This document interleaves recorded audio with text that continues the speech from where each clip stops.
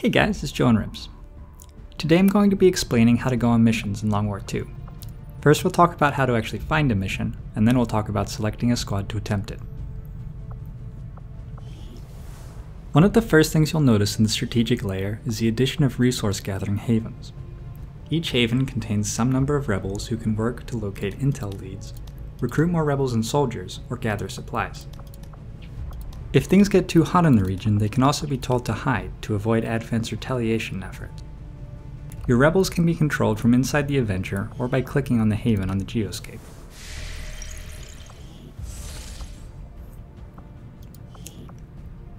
What you won't notice immediately is any missions, but they're actually already right here in our region, waiting to be discovered.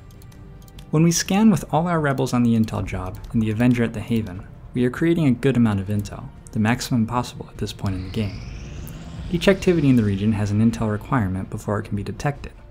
As we generate intel, we grow closer and closer to fulfilling it. Note that some activities have larger requirements, and some have smaller ones. Once this is done, further intel income is added to a pool which the game rolls against to try to detect the activity. The larger this pool gets, the higher the chances that we'll beat the roll.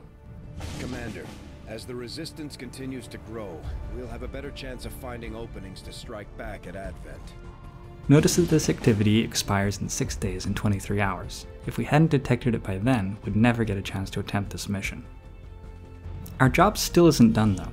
We're at guerrilla resistance, and heading straight into Advent territory with guns blazing would be suicidal. We rely on infiltration to find a weak point in Advent's defenses. Larger squads with heavier weapons will achieve lower levels of infiltration than smaller squads with lighter weapons. And of course we also have to keep in mind that this mission is going to expire in 6 days and 23 hours, so whomever we send needs to be ready to attempt it by then. This squad of 4 will take 5 days and 1 hour to reach 100% infiltration. You can see that by looking at total infiltration time in the top right of this screen. At that point the mission will have baseline enemy activity, extremely light for this mission. If we launch the mission before then, enemy activity will be heavier, and if we wait until after, we may be able to make it even lighter. Sky Ranger deployed. Squad green to deploy. While those soldiers are infiltrating, the game progresses as usual, and we can discover more activities to send other squads to.